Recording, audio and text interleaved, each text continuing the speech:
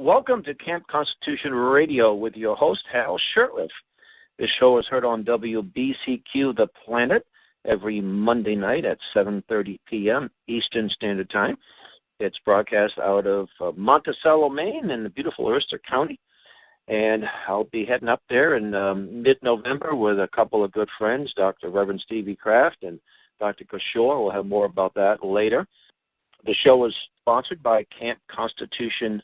You can visit our website, campconstitution.net.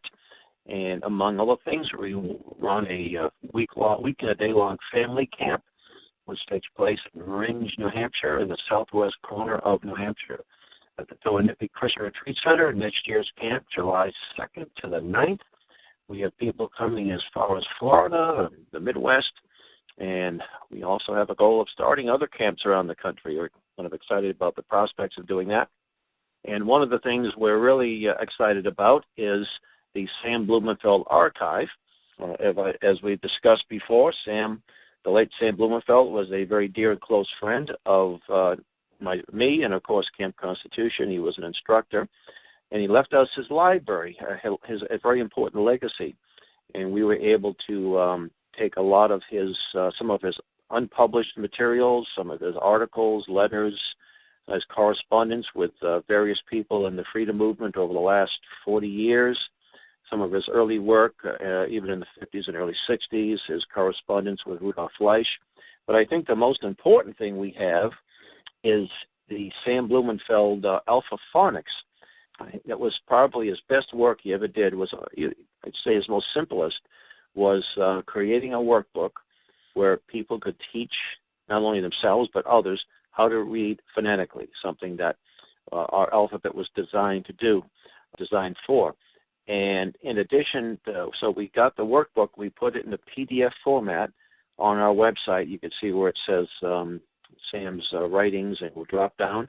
And in addition to the PDF where you can go lesson to lesson, we have 128 lessons in audio and or video, which accompany each, and most of these lessons are relatively short, and by the time you finish all 128, you can do it in less than a month, sometimes 2 weeks. Some people have been able to learn how to read in 2 weeks. He also has remediated. Sam used to remediate people who had trouble reading, and he would actually teach adults how to read phonetically. So get off that look-say. A lot of people, young people and adults, even middle-aged, older adults, learned how to read using the look-say method, are functionally illiterate. He was able to help a lot of people. So that's available, and we have received lots and lots of views and downloads of our material. It's all free, and we make that available. Now, I'm supposed to have a special guest today. His name is Ed Martin. Hi, it's Ed Martin. How are you? Good. Let me just introduce you. Ed Martin is the director of Eagle Forum, and he is the co-author of The Conservative Case for Trump, written by Phyllis Schlafly, Ed Martin, and Brett M. Decker. Well, thanks for coming on. I'm very excited about having you on our show. Glad to be on with you. Thank you very much. Tell us a little bit about Eagle Forum before we talk about the book. Yep. If you could. An organization. I have lots of friends over the years, and I've worked with them on a number of issues, and also I've had the privilege of knowing Phyllis Schlafly. I actually went sailing with her back in 1997 with some friends up in Maine. Wow. Yeah. Wow. Yeah. Okay. Well, Yeah. That's a story. Yeah. No. Listen. Eagle Forum is one of the organizations that Phyllis Schlafly started over her 70-plus years in public life. She maybe is famous in conservative circles for her fight against the ERA in the 70s into the early 80s. But and that was when her and her band of Eagles, as she called them, started Eagle Forum. And but I think when history writes the book on the 92-year life of Phyllis Schlafly, a few of the things that they will highlight. One is that she was a prolific writer, not just 27 books, but literally tens of thousands of columns and radio commentaries daily and things like that.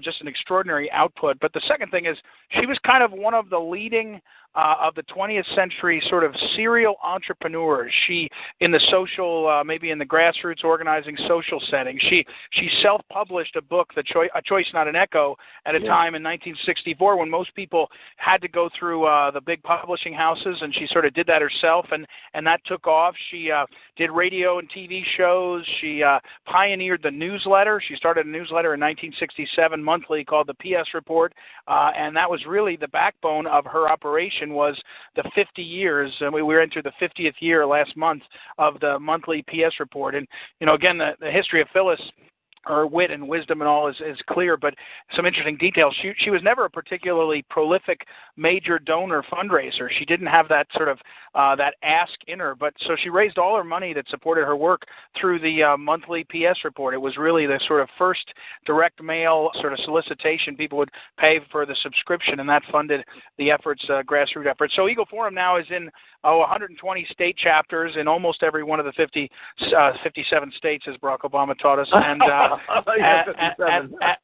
and I think the underlying principle of Phyllis's life was described as pro-family. I think I would describe it maybe more broadly as someone who recognized the inherent goodness of each and every person, which is what her faith taught her, but also, and then coming out of that, the best unit for flourishing and growing, the ideal one, was the family, with a mother and father and a family, and that was really what she saw and what she motivated her. But she was an expert over the decades in military superiority and the strategic balance with the Soviets, on education and reading. She was in the reading fight over the phonics versus some of the whole. And I know she was also a friend of my late friend Sam Blumenfeld as well. That's right.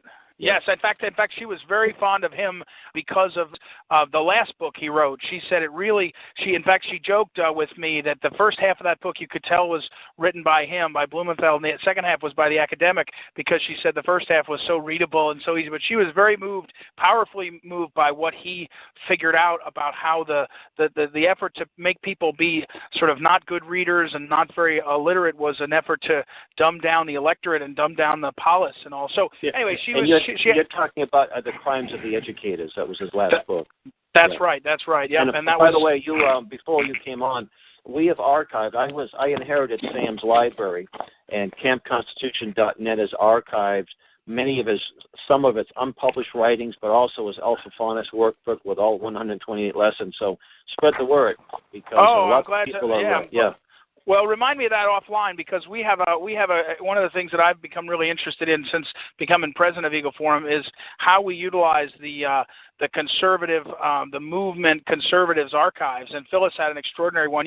Barack Obama, you can always learn from him, even if you don't trust him. Barack Obama, his friend Eric Nesbitt announced in Chicago, they're going to spend $2 billion on his library, $1 billion on the brick and mortar, and $1 billion to digitize all of the Obama presidency to make it accessible to the world. And as you know, the most valuable thing you can do is get things like Blumenfeld's stuff and Phyllis's stuff on the internet, but then you got to get people to it. You got to find ways as you said. So that's great. I'm glad you told me that. I will make sure to connect with you on that. Yeah, excellent. Yes. So anyway, and you mentioned Choice Not an Echo. I remember when we were sailing, I think at that time in '97, I had some friend gave me a couple of cases that he had bought back during the Goldwater campaign, and she was laughing about it. She says, "Oh, that thing, like that old relic." And I think I went on to Amazon. I still have about a dozen copies, and they're going for like $15 or $20 a piece. Yeah, and the exciting thing in that book, again, was that she self-published it, and, it's interesting. People say it sold more than 3 million copies. And one time, a few years ago, I said to her, Phyllis, now, hold on a second. You self-published 3 million copies. How did that happen? And what she admitted and what she described was just what you said. People would call up and buy a case. They would buy 20 or 50, and they would take them, and then they would give them out. So she said, I didn't sell to 3 million people. She said, I sold to hundreds of thousands. It's true. But it was, again, a fascinating exercise in the distribution of content, right, and a way she was doing things. So, by the way, on that, A Choice Not an Echo, when our recent book came out on September 6th, it rocketed up the Amazon rankings to, I think, number 60 one day and number 1 in the categories. But what came up with it we watched it was the revised version, the updated version of A Choice Not an Echo came out about 2 years ago, in which Phyllis went forward from 64 and described each of the conventions and the election cycles coming forward to 2000 and through 2012, and it rocketed up with it. But it was, as a historical document describing one woman insider's role and perspective on these conventions and the Republican presidential politics. It's an extraordinary book and an extraordinary history. And there was another very important work she did, Kissinger on the Couch, with Admiral, the late Admiral Chester Ward. It's a bit of a tome. It's 800 pages, but it's an incredible book, and some of the things that Admiral Ward had said in there are very important, because he was a man he was a judge advocate general, I believe, and he was a member of the Council on Foreign Relations, and he sort of said, hey, he said, not everybody that belongs to this group has any agenda, he said, but the ruling elite do, and he said they have a lust to surrender our sovereignty, and we see that with Hillary Clinton. She's completely into that. We know Barack Obama prefers the UN over the U.S., so another important book. Well, let me tell you two quick stories about that your listeners might enjoy. One is Admiral, as you mentioned, Admiral Chester Ward, who on the wall of Phyllis's office is a photograph of him that he inscribed to her, and he said, to our St. Joan of Arc, for Phyllis Schlafly for giving me a chance to reach her readers and teaching me how to write so people could understand it. And he went on, and I said to Phyllis once, Chester Ward, like he was a big, this would be like Stormin Norman Schwarzkopf or one of these big hero guys. And I said, when did you write these? And she said, whatever years. And she went through them, late 60s and 70s. I said, 3 or 4 books together. I said, when he came to Alton, Illinois, where did he stay? And I said, well, she said, what do you mean? I said, well, I mean, he was retired, but he was used to being a big shot. She said, he stayed down the hall. There was a room past the boys' room. She had 6 kids. And I said, did he share the bathroom with the boys? And she said, oh, yeah, of course. And so anyway, but the other quick story on that, Chester Ward was famed to have said he'd never met a non-military person who understood what was going on in the strategic balance and the fight with the Soviets than Phyllis. But the other story I want to tell you was, and this will segue to our conversation on the book, the Trump book, but Phyllis met with Reagan just before she endorsed him, as she did with Donald Trump just before she endorsed him, and we could go into what she and Trump talked about. I was in the room. But when she was with Reagan, she extracted from Reagan only one promise, only one commitment. I don't think she made it as a promise. She was far too clever with how she phrased things. But she made it, and she said Reagan did commit to her that he would never appoint Kissinger to any role in his government ever, and he never did. And that was because Phyllis was so convinced that Kissinger Phyllis was convinced that Kissinger was a communist. I mean, she said the way of his quotes on saying America's a second-rate nation, we just have to negotiate ourselves. I'm overstating how he said it, but Phyllis was convinced that he had done serious damage to both parties, but especially the Republican Party. He had really misunderstood and misled people, Republican leadership. So that was her promise from Reagan, and he honored his word to her. That's wonderful. There was a book published in the late 60s by a former State Department official's name. I just can't think of his name offhand, but he basically made that contention that Kissinger was definitely a communist agent from his World War II days in Germany. Anyway, that's a topic for another time. A good topic, by the way. So anyway, the conservative case for Trump, it's a nice little hardback. It's sort of fits in one hand. And I had a friend send me a large quantity of them on a pallet, and I delivered some up to me. I live in Boston, and I said, I have a minivan. I hope I'm not scraping the ground. I came. I says, they're not too bad. It's not really a big heavy book. It's a nice little book, and what I like about it is chapter by chapter what Trump on immigration, on Trump on the trade issue. And then there's a chapter on the Article 5 convention, which I'm glad that you folks were able to put in there. I don't know if Trump's come out on that issue publicly, but I know that the Eagle Forum has been one of the organizations that have been fighting this call for Article 5 convention. So. Yeah. Let me tell you the quick story on the book. I mean, on March 11th, Phyllis met with Donald Trump before she endorsed him here in Missouri, in St. Louis, where we live. And in fact, 3 days later, Donald Trump, or 4 days later, carried Missouri in the presidential primary just by a few thousand votes. And Donald Trump, who came to Phyllis's funeral a few weeks ago, yes. And they attribute her win, the win in Missouri, to her, and they attribute some of the other things. He really believes that Phyllis Schlafly's early support of him on the issues, not let alone the endorsement, but in the private meeting that they had, and I was there, the discussion, it was about 25 minutes, and Phyllis brought a copy of her 2012 platform that she has spent decades. For those of your listeners that are thinking about third parties or fourth parties or fifth parties, the message from Phyllis Schlafly was, if you want that, go to Europe. In America, we're a two-party country, and we have to make our Republican Party better, but she spent 50 years making that platform conservative, especially the pro-life, especially the military superiority. Anyway, she said to Trump, I've spent 50 years doing this, and I really would like you to, help me keep it strong. And he said, I will. Now, I will tell you, in Cleveland, where Phyllis was a delegate and I accompanied her, we got nothing but help from the Trump campaign, and the 2016 platform is even better than the 2012. It's extraordinary. Phyllis said it was the best, and the Trump people honored their word. I mean, we didn't want the Article 5 in there. We didn't want to roll over for the homosexual rights efforts and all that, and they really honored their word. So, but the second part of that meeting was, in this meeting with Phyllis and Donald Trump, was she said, Justice Scalia died a few weeks ago. At the time, it was about 4 weeks before. She said, I really need to know that you're going to appoint judges and justices in the mold of Scalia. And he said, I will. And he said, I won't let you down. And I think for people that, again, are worried about aspects of these candidates and their lives, it's fair enough. I get it. I mean, and I think, Trump has apologized for certain things that he said and even things he's done. But at the end of the day, one party is going to be in power and be picking judges and administration officials and all. And I think, the contrast is stark. So it was really important. Now, mention about the book, that was March 11th. Once Phyllis pulled off the sort of Band-Aid and endorsed, we were talking and she was trying to figure out what to do. And, in certain parts of the country, Phyllis Schlafly's endorsement is more valuable in a primary than it is in a general, right? I mean, it doesn't, she was not naive about that. So she was asking, what could we do? And we struck upon this idea of putting out a book in maybe late August, even we were trying to shoot for earlier August, but ended up being September 6th, that said not anti-Hillary, but why for Trump, aimed at conservatives that would listen to Phyllis Schlafly, that would say, okay, I'm conservative, so is she, let me see what she says.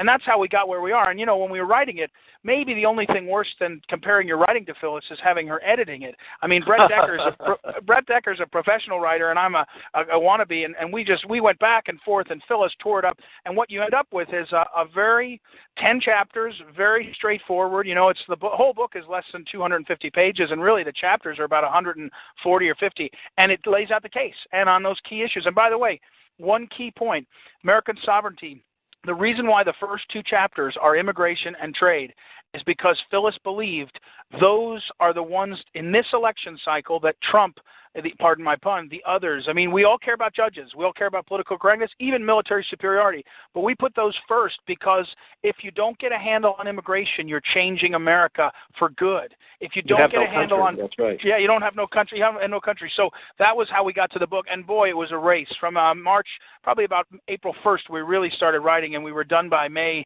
15th, and had to get everything together to get it out. But it was, and Phyllis, typical. I mean, God love her. She died on September 5th. The book came out on September 6th, and it went right to the New York Times bestseller list and all that. But we hope it's contributing to people understanding why Trump, and why vote for Trump. Well, I think the fact that she took a lot of courage to endorse him way back in March when the primaries were still underway, and there were some other people in the conservative camp just didn't care for that. But again, she was a very wise woman. She just didn't do it arbitrarily. She really looked into it, and I think it really helped. I think a lot of people supported Trump because they saw all of the other Republicans sort of establishment wannabes.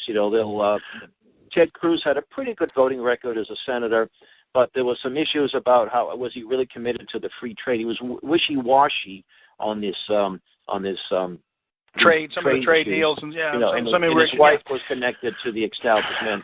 Jeb Bush, and so I think a lot of people said, the fact that, and I was glad to. I mean, when I heard that she endorsed him, I thought she's going to catch some flack, but I think it took a lot of courage, and I was very glad she did that.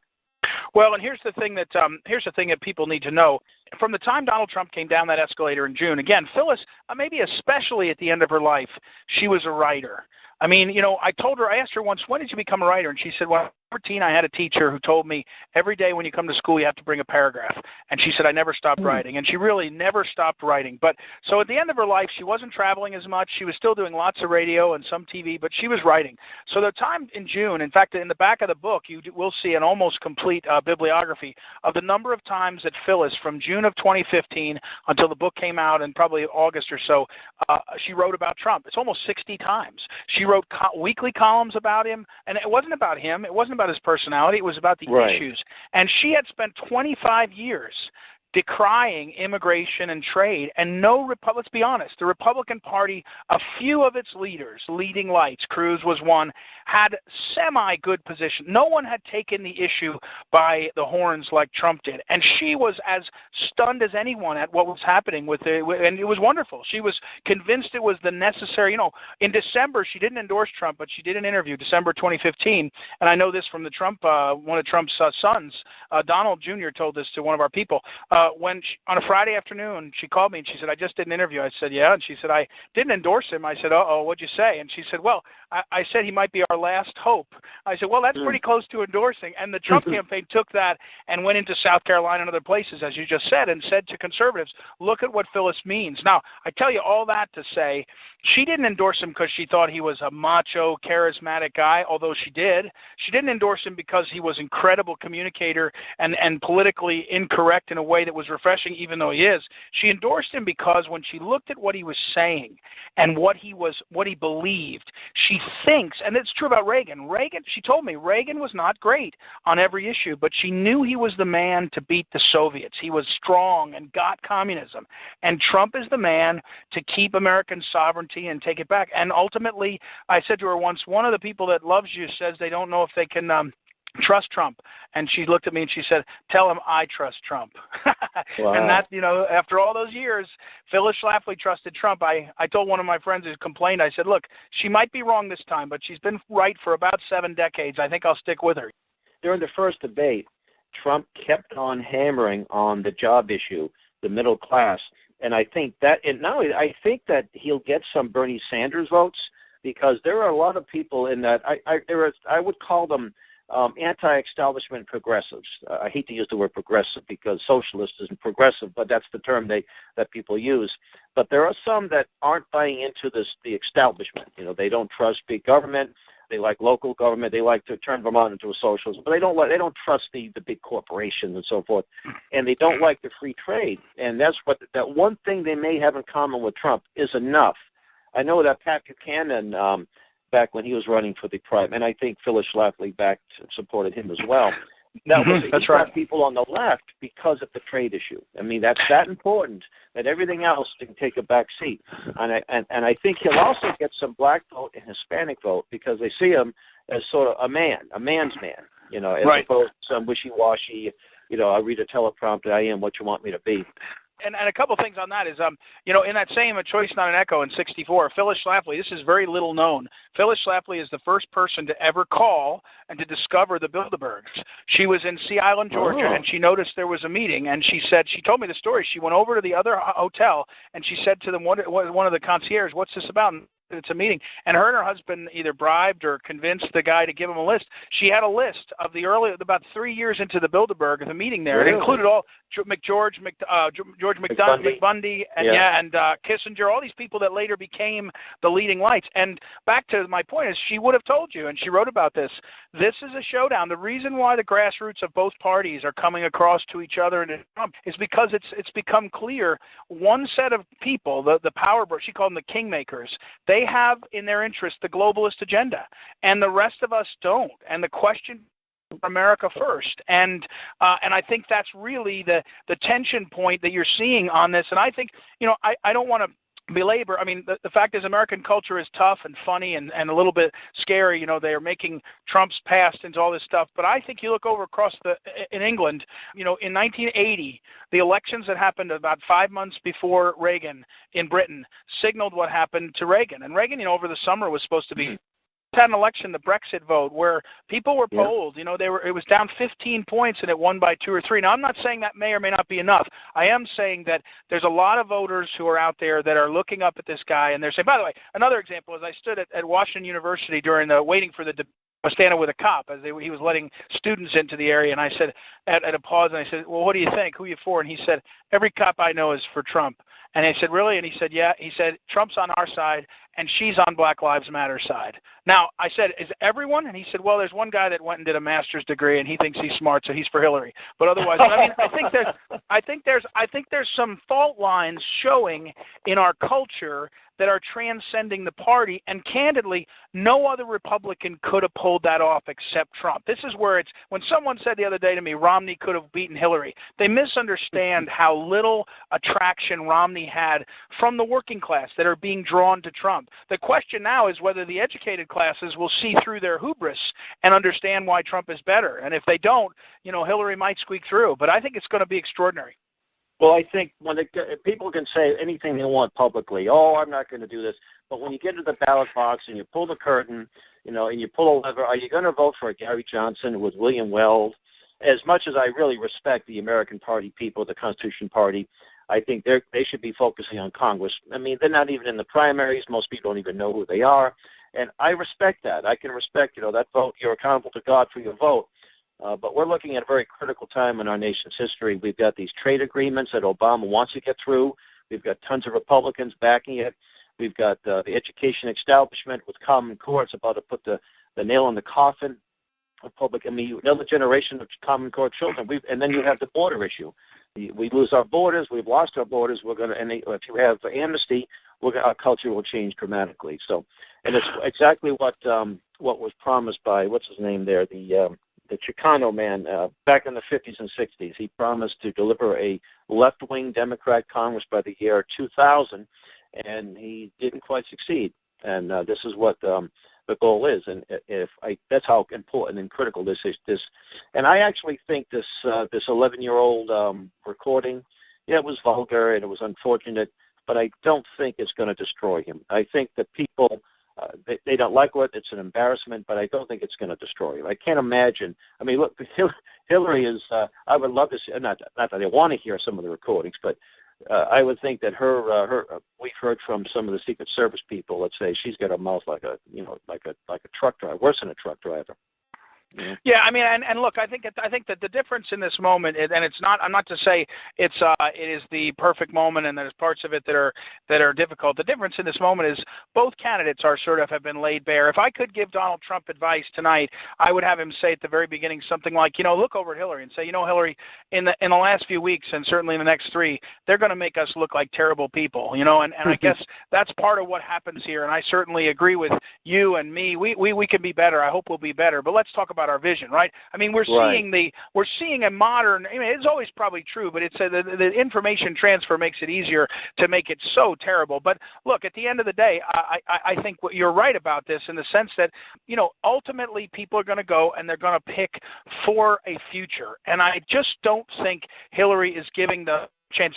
Some of them should be saying something different, like any other Democrat would probably be winning a landslide. But she is so damaged as a woman of the past that I think ultimately it may be that as you say, but it's very tough. I mean, I've never seen anything like the onslaught of this. By the way, one thing Phyllis used to say, we're electing a president, not a pastor.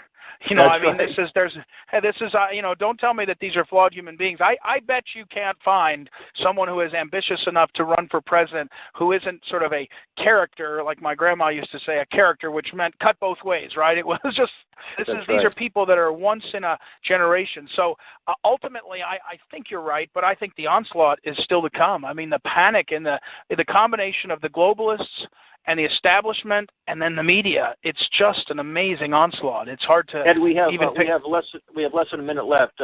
Give the listeners contact information where they can buy the book and get a hold of Eagle Forum. Well, first of all, you can always go to any bookseller now. It's everywhere. So I always encourage folks to have a local bookseller in St. Louis, but it's also on Amazon and Barnes & Noble. If you go to eagleforum.org, that's our website. You'll find a lot of Phyllis's writings. If people are interested in something I said, I really enjoy the interaction. So my email address is ed@eagleforum.org.